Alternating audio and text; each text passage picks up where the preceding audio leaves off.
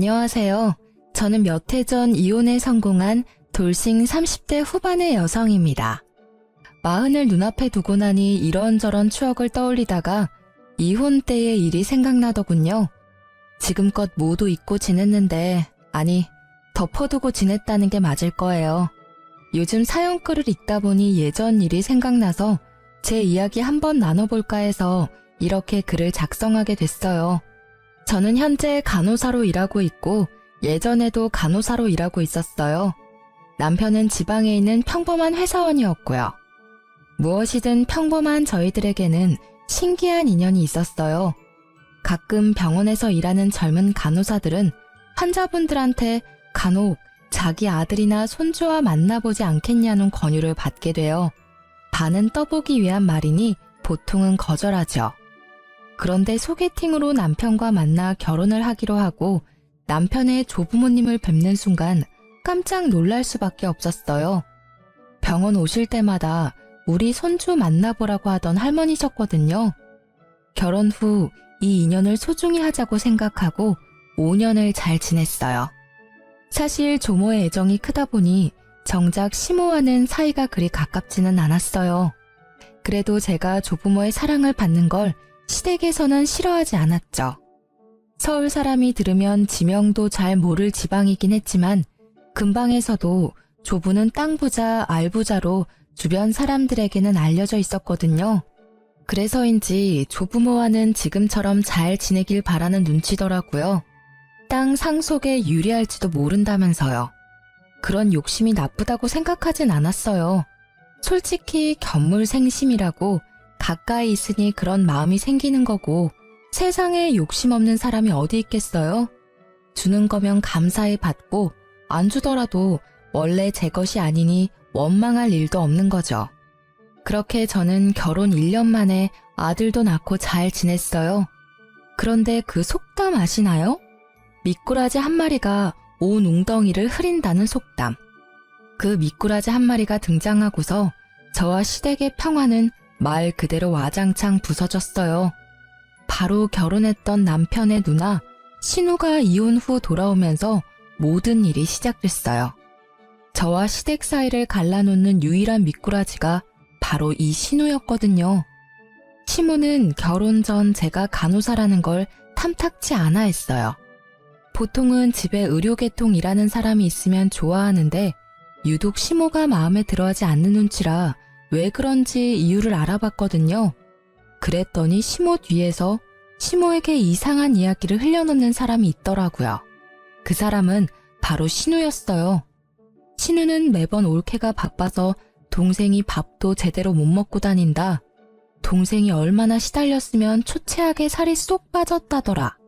간호사들 원래 일 많이 해서 내조도 안 한다더라 등등 말도 안 되는 이야기를 시모에게 이야기하고 있더라고요.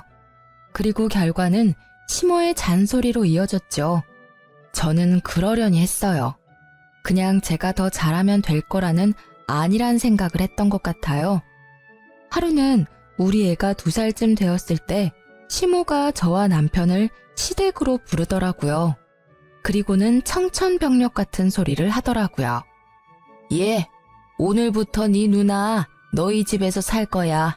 그렇게 알고 준비해. 뜬금없는 통보였어요. 한 번도 이 일에 대해 이야기가 된 적이 없었거든요. 저는 당황해서 시모에게 말했어요. 어머님, 갑자기 무슨 말씀이세요? 형님이 저희 집에서 산다니. 그 말 그대로야. 너희들 집이 번화가에서도 가깝고 평수도 괜찮지 않니? 그렇기는 한데 너무 갑작스러운 이야기라서 저희도 방 하나 당장 비워야 하는데 이렇게 갑자기 이야기하시면 애가 아직 어려서 형님도 적응하기 힘드실 거고. 그래서 너는 싫다는 거니? 가족인데 그 정도도 못 해주겠다는 거야? 좋아, 며느리 네 생각은 잘 알겠다. 그러면 아들아, 네 생각은 어떠니? 너도 누나 집에 들이기 싫어? 결국 시모가 남편에게 물었고 남편은 손사래를 치며 답하더라고요. 그럴 리가 있겠어요. 누나 힘든 거 뻔히 아는데 우리가 도와줘야죠. 이 사람도 지금 육아 때문에 힘들어서 그런 것 같은데 걱정하지 마세요. 제가 육아랑 집안일 좀 더 도와주면 되죠. 말만 번지르르하게 한 남편 때문에 저는 지끈지끈 머리가 아파졌어요. 저렇게 말해놓고 한 번도 도와준 적도 없었거든요. 보지 않아도 알 수 있을 만큼 말만 뻔뻔하게 잘하는 남편 때문에 저는 속으로 한숨을 계속 쉬고 있었어요.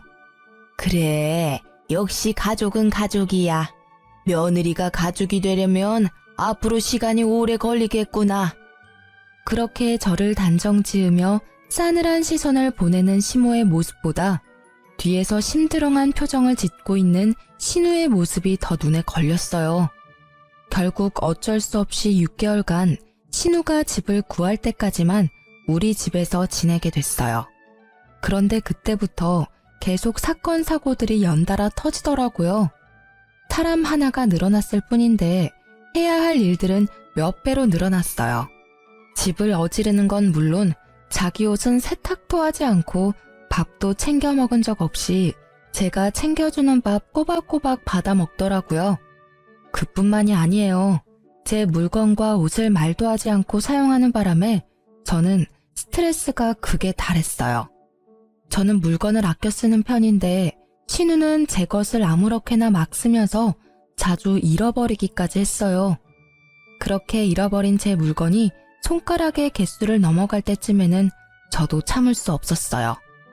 그렇지만 무턱대고 뭐라 할 수 없었기에 몰래 안방에 홈캠을 달아놨어요. 제 물건은 모두 드레스룸에 넣어두기 때문에 남의 안방에 들어오지만 않으면 될 일이잖아요. 그렇게 홈캠을 달고 일주일도 지나지 않아 신우와 저는 한판 싸우게 됐어요. 저에게는 결혼 전날 조모에게 받은 물건이 있었어요. 그것도 시모 몰래 주신 중요한 물건이었거든요. 시할머니가 시집 올 때 받은 패물인데 그걸 저에게 주셨어요. 그만큼 제가 조모에게는 귀엽고 애정 있는 손부였다는 뜻이었겠죠. 그래서 저도 그걸 안방 이불장 안쪽에 몰래 넣어뒀어요. 다른 장신구들은 화장대에 있는 장신구함에 넣어뒀으니 설마 도둑이 들더라도 이런 곳까지는 뒤지지 않을 거라 생각해서 숨겨둔 아주 중요한 물건이었어요. 그런데 그게 사라졌더라고요. 저는 너무 놀라 홈캠을 돌려봤어요. 제가 출근한 다음에 신우가 들어와 옷장을 뒤졌더라고요. 마치 도둑처럼 말이죠. 저는 그걸 확인하고는 당장 신우를 찾았어요. 신우는 시댁에 갔다고 하더라고요. 저는 신우가 올 때까지 기다리지 않고 시댁으로 찾아갔어요. 솔직히 말해서 시모에게 신우의 행동을 알려주고 싶다는 생각도 있었어요. 그래서 빨리 신우를 내보내고 싶었거든요. 시댁에 갔더니 신우가 거실에 있더라고요.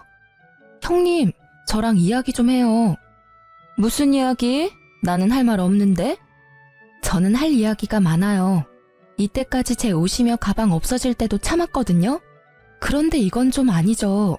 어떻게 도둑처럼 장 안을 뒤져서 물건을 가져갈 수 있어요? 도둑? 옳게. 무슨 말을 그렇게 해? 내가 자기 물건 좀 썼다고 해서 그런 식으로 말하는 게 말이나 돼? 옳게 내 집에 얹혀 산다고 나 지금 꼽주는 거니? 어이가 없어서? 그냥 내가 꼴 보기 싫으면 꼴 보기 싫다고 말해. 시댁이라서 말 못하니? 물건을 좀 쓰신 게 아니죠.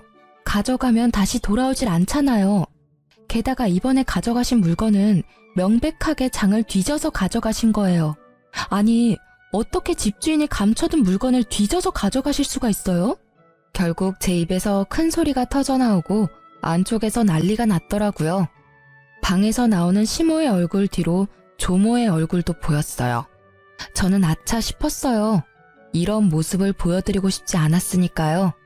게다가 조모에게 받은 걸 잃어버렸으니 제 표정을 본 건지 신우의 얼굴이 당당해지더니 그 피해자처럼 굴더라고요. 엄마, 올케가 나 도둑으로 몰았어. 아니, 같이 사니까 옷이 섞이거나 물건이 섞이는 건 어쩔 수 없는 거 아니야? 그걸 보고 이렇게 시댁까지 와서 큰 소리 치고 올케는 도대체 뭐 하는 사람이야? 올케야말로 무고한 사람을 범죄자로 몰잖아. 내가 그렇게 싫었어? 나도 그렇게 오랫동안 올케네 집에 있을 생각 없었어. 상황이 안 돼서 좀 길게 있는 것뿐인데 왜 매번 이렇게 나를 도둑 취급하는 건데? 증거도 없이 날 의심하고 아무리 봐도 올케는 날 그냥 싫어하는 것뿐이잖아. 도대체 뭘 잃어버렸길래 나한테 와서 이러는 거야? 뭘 잃어버렸냐는 말에 할 말이 많았던 제 입이 꾹 닫혔어요. 그리고 저도 모르게 시할머니 눈치를 보게 되더라고요. 시모 모르게 준 물건이라 그 이야기를 꺼내는 게 너무 조심스러웠거든요. 거 봐. 뭘 잃어버렸는지도 모르면서 나를 도둑 취급하고. 그래, 너 뭘 잃어버렸길래 이 난리야. 별거 아닌 거 잃어버린 거면 그냥 네가 참고 넘어가. 네 신우가 일부러 그랬겠어? 그건 금으로 된 십자가 목걸이하고 귀걸이에요. 요즘 건 아니고 좀 오래된 장식이긴 한데 그건 정말 소중한 거라서. 아니, 넌 꼴랑 목걸이 하나 때문에 이 난리를 피운 거야? 차라리 내가 돈으로 주마. 그 정도로 이 소란을 떠는 거야? 시모는 별거 아니란 식으로 이야기했고 그 말을 들은 신우는 느긋하게 고개를 끄덕이더라고요. 그게 중요한 게 아니죠, 어머님. 전 그걸 장롱 안쪽에 깊숙하게 숨겨놨어요. 그런데 그걸 형님께서 가져간 거예요. 그건 장 안쪽을 뒤지지 않으면 못할 행동이라고요. 아니, 보자 하니까 내가 그랬다는 증거 있어? 증거도 없으면서 사람 범인 취급하면 안 되지. 저는 결국 폰을 열어 홈캠에 저장된 영상을 보여줬어요. 신우와 시모, 조모가 그 동영상을 보았죠. 그걸 보고도 신우는 큰 소리 치더라고요. 그래, 가져갔어. 그치만 그딴 싸구려 비싼 것도 아니잖아. 같이 살면 빌려줄 수도 있는 거고. 솔직히 뒤져서 가져갔든 우연찮게 가져갔든 가족인데 이렇게 의심해서 홈캠까지 설치하고. 진짜 치졸하다. 어떻게 이렇게 사람을 함정에 빠지게 만들어? 그래, 너도 좀 너무했다. 물건이 없어지는 게 아무리 싫어도 이런 식으로 사람을 시험하듯이 카메라를 설치하고 그러면 안 되지. 그리고 그런 거 설치했으면 말을 해줬어야 되는 거 아니야? 네가 그걸 설치했다고 했다면 얘도 더 이상 그런 행동은 안 했겠지. 저는 시모의 말에 더 어이가 없었어요. 그게 무슨 말씀이세요? 제가 카메라를 설치하든 말든 카메라에 대해 말하든 말든 그런 행동은 전혀 해서는 안 되는 나쁜 일이죠. 다른 사람의 물건에 손을 대면 안 된다는 거는 기본적인 거라고요. 저만 이 상황이 이상한 거예요? 정말 이상했어요. 시모도 신우도 그걸 전혀 이상하다고 생각하지 않는다는 것이요. 그렇지만 그곳에는 조모도 같이 계셨잖아요. 결국 조용하게 듣고만 있던 시할머니가 신우에게 말했어요. 너 저 물건 정말로 가져갔니? 잠깐만 빌릴 생각이었어요. 솔직히 그렇게 예쁘고 귀한 것도 아니고 왜 장 안에 숨겨놨는지 이상할 정도로 옛날 물건이었다고요. 저도 눈이 있는데 그딴 걸 하고 싶었겠어요? 그럼 대체 왜 가져간 거예요? 디자인도 옛날 거고 예쁘지도 비싸지도 않은데 그냥 놔두셨으면 될 일이고 애초에 뒤지지만 않았어도 그냥 올케가 애지중지하는 거라 궁금했던 것뿐이야. 그럼 지금 당장이라도 돌려줘요. 그딴 거 어디 있는지 내가 알게 뭐야? 그게 뭔데 나한테 이러는 건데? 그거 내가 손부 결혼식 전날에 너희들 몰래 준 폐물이다. 내가 물려받아서 가지고 있던 거 그거 줬어. 그러니까 지금 당장 내놓는 게 좋을 거야. 네 눈에는 싸구려처럼 보여도 나는 그걸 내 시어머니한테 물려받았으니까.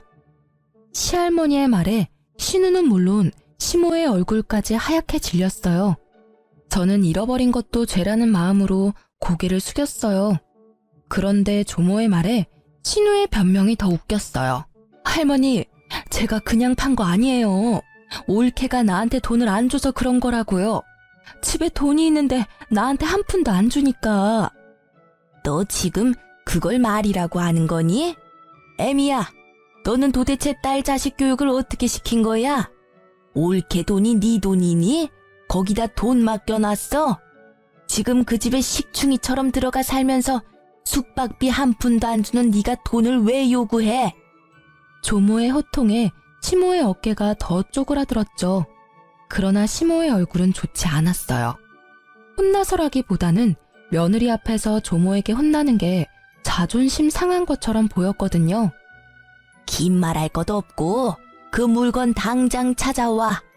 어디다 팔았는지는 모르겠지만 그거 안 가져오면 우리 재산은 너희 집에 한 푼도 안 줄 거야.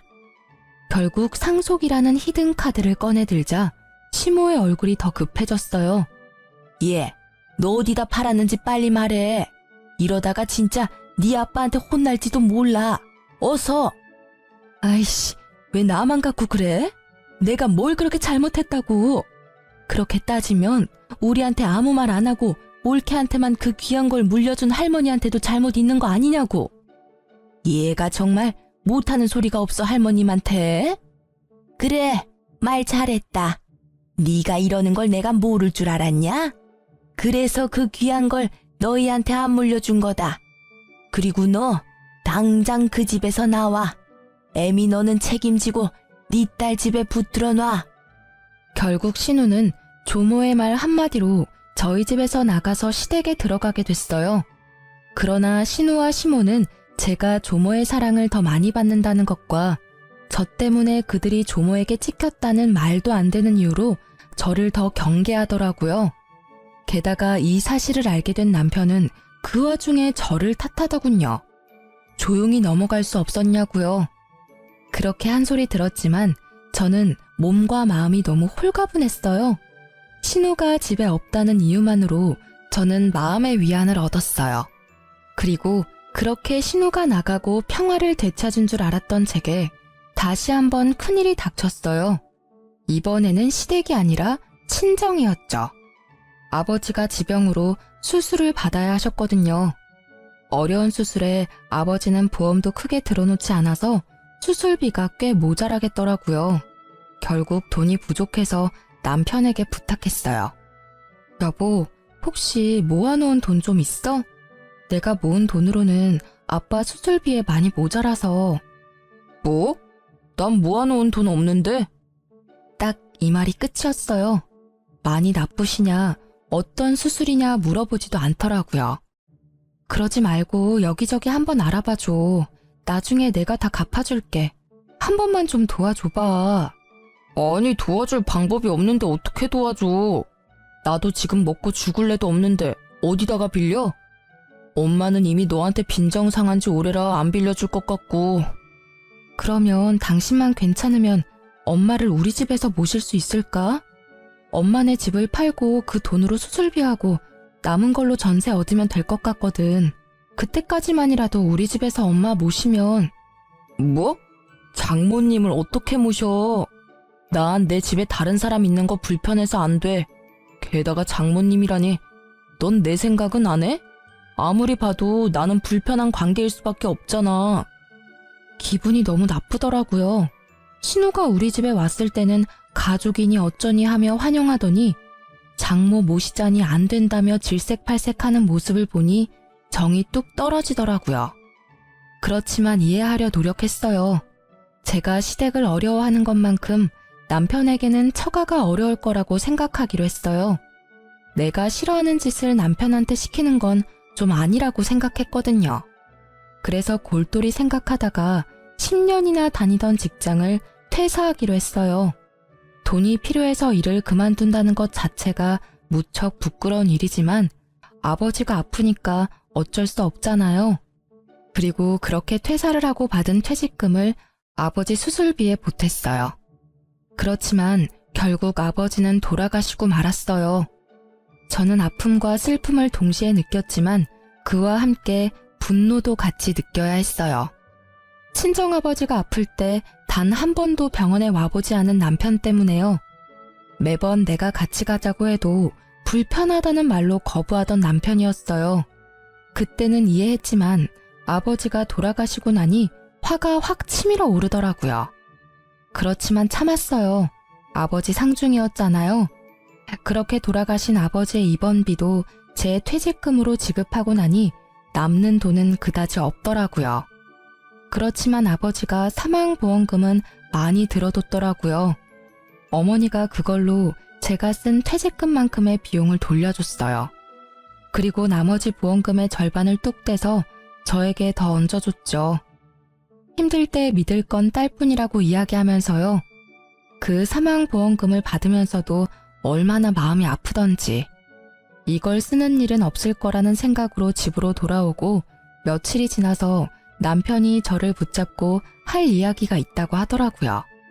저기, 당신한테 상의할 일이 있는데 우리 집을 좀 팔아야 할 것 같은데. 뭐? 갑자기 그게 무슨 소리야? 집을 팔자니. 당신 나 몰래 대출 받았어? 아니면 도박? 아님 사고라도 쳤어? 아니야. 날 뭘로 보고 그런 소리를 해? 그건 아니고 내가 돈이 좀 필요한데 지금 당장 돈이 없으니까 집을 팔자는 거지. 그 돈은 반으로 나눠 갖고. 아니 그러니까 이유가 뭔데? 돈을 어디에 쓸지 알아야 팔지 말지 답을 할 거 아니야. 그만큼 중요한 일이면 내가 알아야 되지 않겠어? 사실은 누나가 본가에서 나오고 싶어 하는데 돈이 없잖아. 그래서 나더러 좀 빌려달래. 물론 공짜로 빌려주는 건 아니고 이자 빵빵하게 쳐서 돌려준다는데 솔직히 나쁘지는 않잖아. 우리야 집 팔고 합가하면 돈 나갈 것 없고 나중에 그 돈 다 이자 붙어서 돌아오면 그게 투자지. 저는 남편의 말에 화가 머리끝까지 났어요. 본가에서 나오고 싶다는 신우의 말에 여기까지 휘둘리는 남편의 모습을 보고 어이가 없었어요. 미쳤어? 형님이 독립을 하고 싶으면 형님이 돈을 벌어서 나가면 될 일이지. 왜 네가 돈을 줘? 그리고 이자를 빵빵하게 쳐서 돌려줘? 그 말을 믿어? 당신 아직도 몰라, 당신 누님을? 우리 돈 가져가면 안 갚을 게 뻔하잖아. 형님 마인드 기억 안 나? 내 물건도 자기 물건이라고 생각하는 사람이야. 게다가 장 안에 있던 물건까지 뒤져서 팔았던 사람이라고. 돈 되는 일이면 도덕이고 뭐고 아무것도 없는 사람. 당신 돈이라고 다르겠어? 이대로 집 팔면 우리한테는 아무것도 안 남는 거야. 게다가 합가라니. 당신 저번에 우리 엄마랑 잠시 살자고 했을 때 싫다며. 나도 싫어. 시어머니 모시고 사는 거 싫다고. 나한테는 가족이잖아. 그리고 누나도 그런 마음으로 당신한테 그런 거 아니라고. 뭐 합가가 싫으면 장인어른 사망보험금 받은 거 나눠주면 우리 집 안 팔아도 되긴 해. 그럼 합가 안 해도 되고. 말 조심해.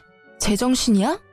네가 설마 제정신으로 장인어른 사망보험금 이야기 꺼낸 건 아니지? 아버지 아플 때 와보지도 않았던 게 너야.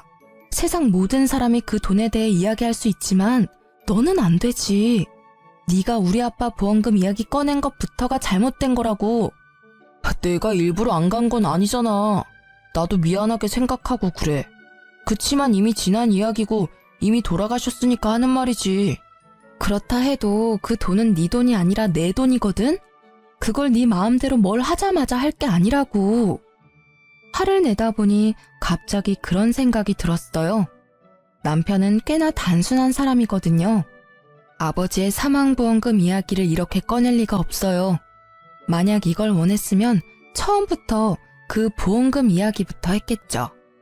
대화의 처음은 보험금이 아니라 신우의 독립자금이었으니까 그때 생각이 났어요. 합가는 밑밥으로 뿌리고 원래 원했던 게 보험금이라면 이걸 계획한 사람은 신우일 것이라는 확신이 생겼어요.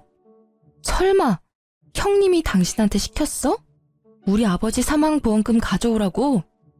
아니야. 우리 누나가 왜 그런 소리를 해? 넌 진짜 가족애를 몰라. 사람이 덜 됐다고. 누나를 왜 그런 식으로 몰아가는 건데? 그리고 장인 어른은 돌아가셨지만 누나는 살아있잖아. 남편의 그 마지막 말에 있던 미운 정도 뚝 떨어진 저는 시댁에 가서 단판을 짓기로 했어요. 그런데 그곳에도 제 편은 없더라고요. 형님이 이 사람한테 저희 아버지 사망보험금 가지고 오라고 시켰어요? 그게 무슨 말이야. 생사람 잡지 마. 나 그런 소리 한 적 없어. 올케도 진짜 너무하네. 아니 시부모님 모시기 싫으면 싫다고 하면 될 일이지.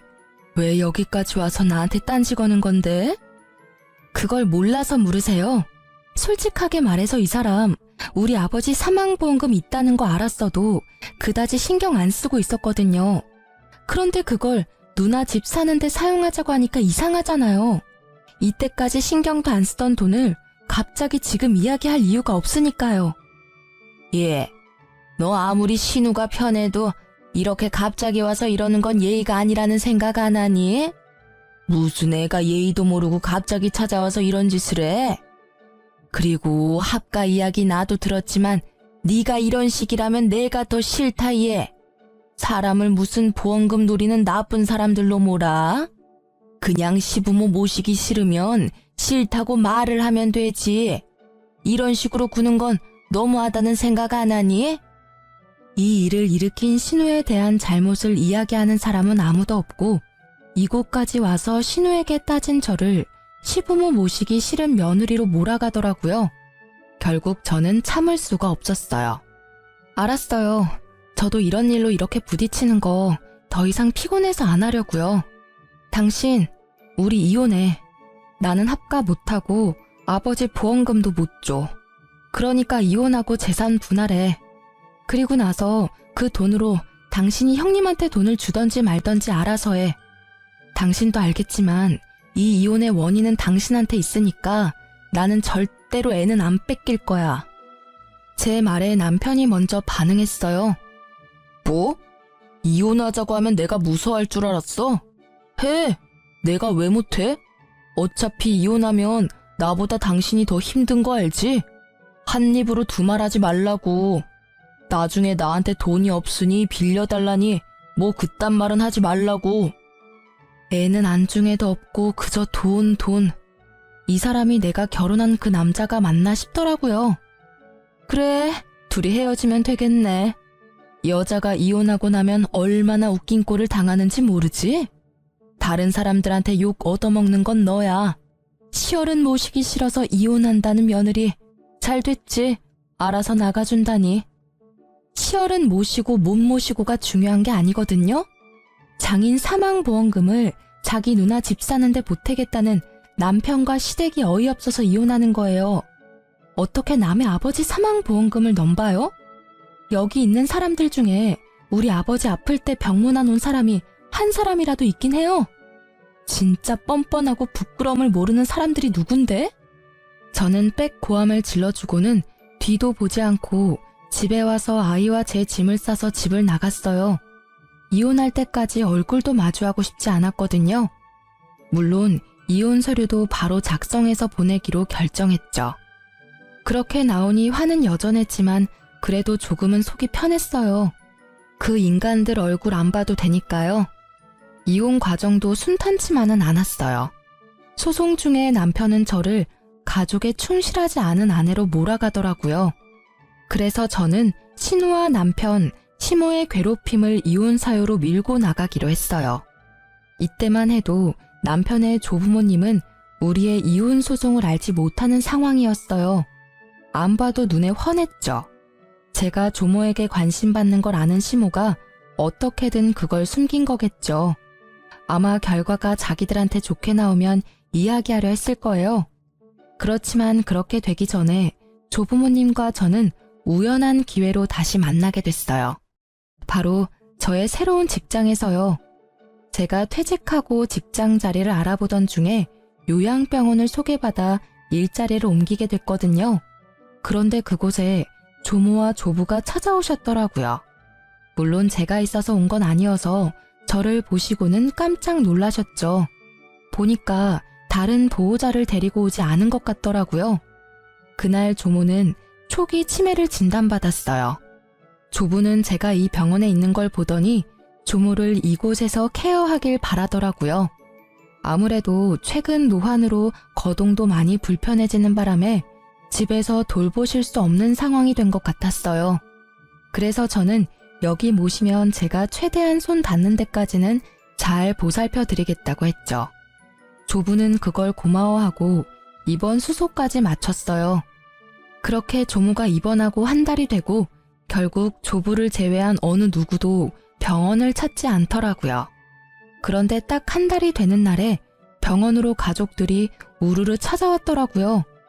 물론 그 중에는 이혼 소송 중인 남편도 있었죠. 그 사람은 퇴근길에 제게 전화해 잠시 만나자고 하더라고요. 무슨 일이야? 바쁘니까 빨리 끝내줄래? 많이 바빠? 그럼 내가 당신 집으로 가서 이야기해도 될까? 지금은 어디 살고 있어? 혼자서는 많이 힘들지? 갑자기 내 생각해주는 척 말하는 남편이 굉장히 수상해 보였어요. 애가 혼자 기다려서 그런 거니까 빨리 용건만 말해. 당신 혹시 집으로 다시 돌아올 생각 없어? 당신한테 서운하게 했던 건 내가 다 미안하게 생각해. 앞으로 절대 그럴 일 없도록 노력할 테니까 이혼 소송 취하하고 돌아와. 뭐? 내가 왜 그래야 하는지 이유를 설명해봐. 설마 고양이 쥐 생각해주는 건 아닐 테고, 당신이 선량한 마음에 나와 아들을 생각해서 그러는 것도 아닐 테고. 왜? 신우가 또 돌아오라고 시켰어? 이번에는 뭐가 목적인데? 목적이라니 그런 거 아니야. 그냥 당신이 그 병원에 있는 걸 보니까 당신하고 나한테 모두 도움이 될 일이라고 생각해서 이런 제안을 하는 거지. 절대로 다른 뜻은 없어. 그래서 뭐가 우리 둘한테 도움이 되는 일인데. 잘 들어봐. 할아버지가 어제 오셔서 할머니를 잘 모시는 사람에게 가지고 계신 땅을 모두 주겠다고 하셨거든. 근데 병원에 딱 당신이 있잖아. 할머니도 당신한테 의지 많이 하고 있고, 당신도 땅 가질 수 있는 절호의 기회지. 그리고 누나도 당신한테 사과하고 싶다고 하기도 했고, 그래서 사실 이번에 만나면 꼭 우리 본가에 당신 초대하라고 했었거든. 그 말에 진짜 어이가 없더라고요. 딱 보니 병수발은 나한테 맡겨두고 땅은 자기들이 꿀꺽할 생각이면서 마치 저한테 땅이라도 챙겨주겠다고 이야기하는 그 사기꾼 같은 얼굴이 진짜 짜증났어요. 게다가 더 열받는 건 이 생각이 모두 남편 머리에서 나온 게 아니라는 사실 때문이죠. 이런 생각은 역시 신우가 아니면 못할 생각이에요. 남편은 굉장히 단순하거든요. 하도 간곡히 부탁하는 남편 때문에 시댁에 한번 방문했죠. 옳게 왔어? 자, 앉아. 우리 할 이야기 있지? 사실 내가 이제까지 좀 너무했다는 생각은 해. 내가 옳게하고 같이 사는 바람에 이래저래 오해가 생겼으니까. 그래도 이제는 그럴 일 없잖아. 우리는 같이 살 일 없고 내가 더 이상 옳케한테 돈 빌려달라고 할 것도 아니고. 동생한테 다 들었지? 그런 이야기야. 우리가 싸울 필요가 없잖아. 옳케가 할머니만 잘 모시면 우리 모두 좋은 일인데. 안 그래? 이 말을 듣는 저는 신우의 뻔뻔함에 기가 찼어요. 딱 봐도 제게 사과를 하겠다는 의도보다는 그저 조부의 땅을 위해 우리 사이에 오해가 있다는 얄팍한 말로 자기 합리화를 시키고 있더라고요. 그 의도가 너무 뻔해서 저는 코웃음을 치며 말했어요. 그래서 지금 저한테 할머님 모시고 땅 받아오라 이 말씀이세요? 그 땅 때문에 이제 와서 저한테 사과 아닌 사과 하시는 거고요. 형님의 그 말이 사과가 맞긴 해요? 미안하다 잘못했다 한마디 없는 사과도 있네요. 그쵸? 그리고 할머니 모시면 저한테 땅을 주긴 할 거예요. 저는요, 한 번 속지 두 번은 안 속아요. 여기 있는 사람들이 저 이용하려는 거 눈에 훤하거든요. 차라리 깨끗하게 이혼하고 여기서 빠질게요. 잘 됐네. 우리도 올케 입장 확인했으니까 됐어. 올케가 지금 어정쩡한 상황이라 우리도 곤란했거든. 땅 욕심 없으니까 경쟁에는 안 끼일 테니까 하루라도 빨리 이혼해. 그럼 이제 우리 집에서 나가줄래? 제가 하지 않겠다고 말하니 아주 빠르게 제 집에서 나가라며 사람을 잡상인 취급하는 신우를 보며 저는 고개를 저으며 밖으로 나왔어요. 이 사람들은 그저 혹시라도 저한테 땅이 돌아갈까봐 걱정하며 제 생각을 확인하려던 거였더라고요. 그리고 그렇게 이혼 소송은 굉장히 빠르게 진행됐어요. 오래 걸릴 거라고 생각했는데 신우가 저와 남편이 연결되어 있으면 땅이 혹시라도 저한테 올지도 모른다는 생각이었던 것 같아요. 그래서 소송은 제가 원하던 대로 마무리가 잘 됐어요. 저는 재산 분할을 받았고 아버지의 사망보험금 받은 걸로 새로운 집을 얻었죠.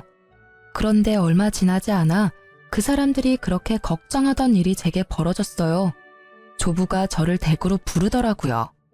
저는 조부가 증손을 보고 싶어 한다고 생각해서 아들을 데리고 갔는데 거기에는 이미 성객들이 있더라고요. 시부모와 신우, 전남편까지요. 내가 오늘 이야기를 들었는데 너희들 이혼했다는데 그게 맞냐? 네, 할아버지. 저희 이혼하고 이제 남입니다. 그런데 이 사람은 왜 부르셨어요? 그래, 그게 사실이었구나. 그렇다면 내가 가진 땅 하나를 손부에게 줄 생각인데.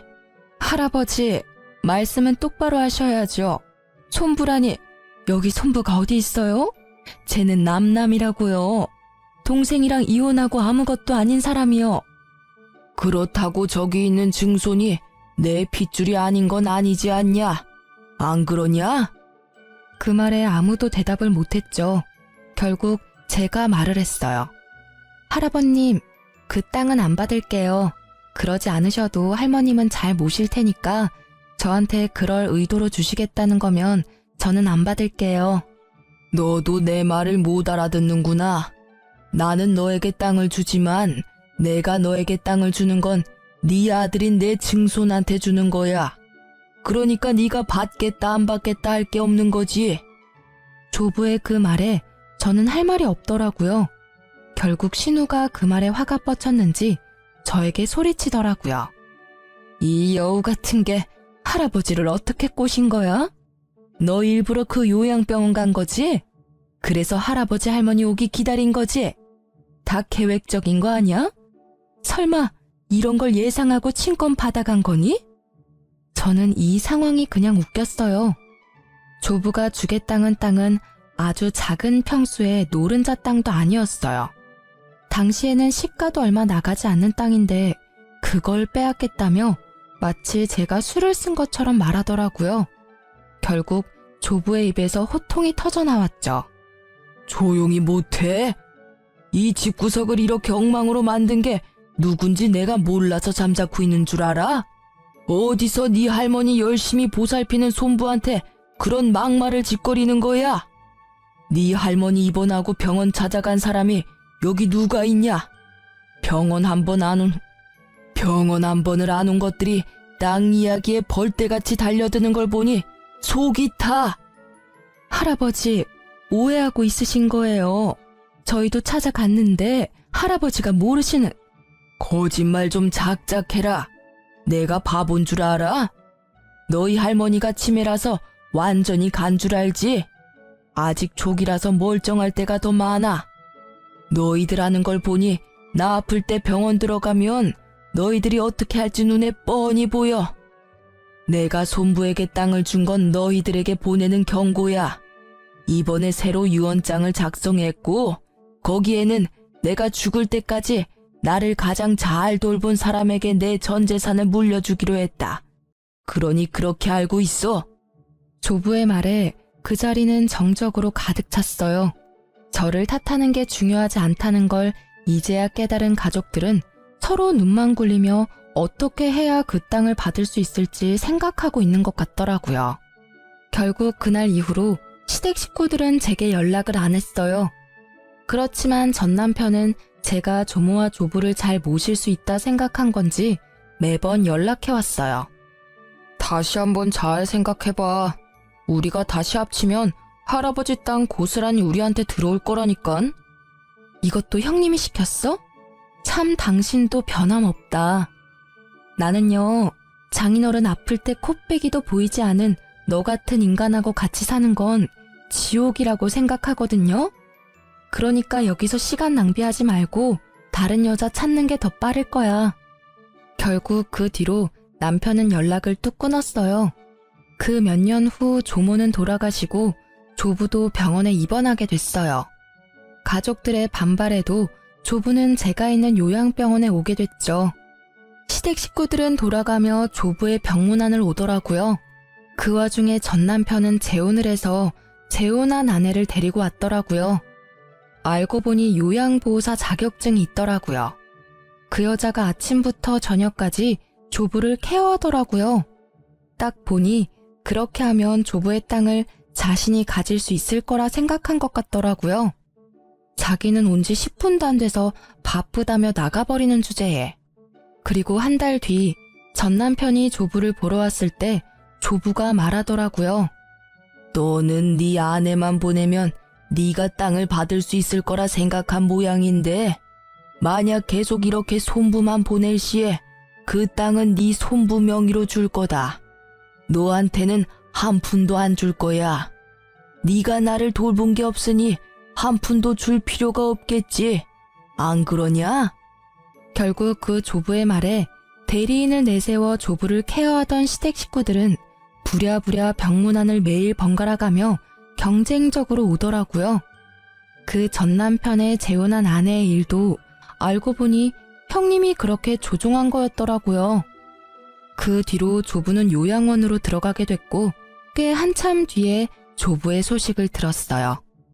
알고 보니 조부는 이미 자신의 모든 재산을 사회에 환원하기로 결정한 상태였더라고요. 일부러 가족들의 버르장머리를 고치려고 그런 거짓말을 해서 마지막까지 자신을 돌보도록 만든 거였더라고요. 결국 조부 임종 직후 자신들에게 떨어질 것이 단 하나도 없다는 걸 알게 된 가족은 닭 쫓던 개의 신세가 된 거였어요. 특히 조부 재산만 믿고 돈을 펑펑 쓰던 형님은 모든 것을 잃고 시댁에 다시 돈을 벌렸는데 시댁 또한 조부의 재산이 없다는 걸 알고서는 형님에게 줄 돈이 없다며 집에 오지 말라고 매몰차게 대했대요. 알고 보니 형님이 시댁에 갈 때마다 비싼 물건을 몰래 가져가 팔아버리는 바람에 집에 들어오지도 말라고 했다고 하더라고요. 솔직히 저한테 그런 짓을 했을 때 미리 손절하거나 따끔하게 이야기해뒀으면 그런 일 없었을 테지만요. 그리고 전 남편은 결국 두 번째 아내와도 이혼하고 나이 40에 부모 집에 같이 살게 됐다고 하더라고요. 재산 분할하면서 받은 돈은 신우에게 빌려줬는데 돌려받지 못했고 이후 조부의 유산을 기대하며 돈을 끌어다 쓰는 바람에 이쪽도 개털이 됐다고 하더라고요. 결국 김칫국부터 마시고 모든 걸 말아먹은 이 집안 사람들은 모두 빈털터리가 되고 서로를 못 믿는 상황까지 간 거죠. 이후에 우연한 기회에 전 남편을 만나게 됐는데 엄청 후회하고 있더라고요. 그때 당신이 옳았던 것 같아. 누나 말을 듣지 말았어야 했어. 내가 빌려준 돈은 여전히 갚지 않고 있고 나로도 모자라 어머니 아버지 재산까지 축내고 있으니 내가 그때 왜 그랬는지 모르겠어. 진짜 귀신에라도 씌었던 것 같아. 남 탓할 게 뭐가 있겠어. 당신이 다른 사람을 보는 눈이 없었던 게 문제지. 솔직히 객관적으로 보면 그 당시 형님의 행동은 진짜 상식으로는 이해 불가능했어. 아무리 팔이 안으로 굽는 가족이라도 적정한 선이라는 게 있는데 그걸 한참 넘은 상태였는데 아무도 그거에 의문을 품지 않았으니까. 어떻게 보면 당신이 뿌린 씨앗이지. 당신은 나와 가정을 이루었는데 신우를 더 믿었잖아. 저는 그렇게 이야기해줬어요. 그게 사실이었으니까요. 진짜 신우라는 미꾸라지 한 마리가 이 집안을 온통 헤집어 놓고 사라진 거죠. 저는 이 집안과 더 이상 관련 없이 잘 지내고 있어요. 솔직히 이혼하면 힘든 일이 많다고 하지만 저는 마음이 편했어요. 제 몸은 일과 육아의 병행으로 힘들었지만 마음만은 너무 편안했거든요. 지금은 그 아들도 많이 커서 아들만 바라보며 살고 있어요. 재혼은 하고 싶은 마음이 들지 않더라고요. 그 사람을 못 잊는다는 그런 감상적인 이유 때문이 아니라 또 그런 모습을 볼까봐 걱정되는 마음이 있기 때문이에요. 그리고 지금은 아들에게만 집중하고 싶고요. 어떤 사람들은 그게 뭐가 재밌냐고 그래도 연애 정도는 하고 살라고 하는데 저에게는 지금 이 삶이 너무 재미있어요. 연애보다는 나를 만들어가는 시간이 더 의미 있고요. 이렇게 쓰고 보니 참 파란만장한 이혼이었네요. 지금 보니 웃기기도 하고 실소가 터지기도 하지만 당시에는 어찌나 스트레스를 많이 받았는지 몰라요. 혹시라도 이혼 위기에서 힘들어하는 분들이 보신다면 시간이 지나고 나면 이 모든 일들도 그저 하나의 사건에 지나지 않게 된다는 걸 알게 되실 거예요. 아픔은 아픔으로만 남지는 않더라고요. 두려움보다는 용기가 더 필요할 때도 있는 법이고요. 이렇게 길고 두서없는 글을 읽어주셔서 너무 감사해요.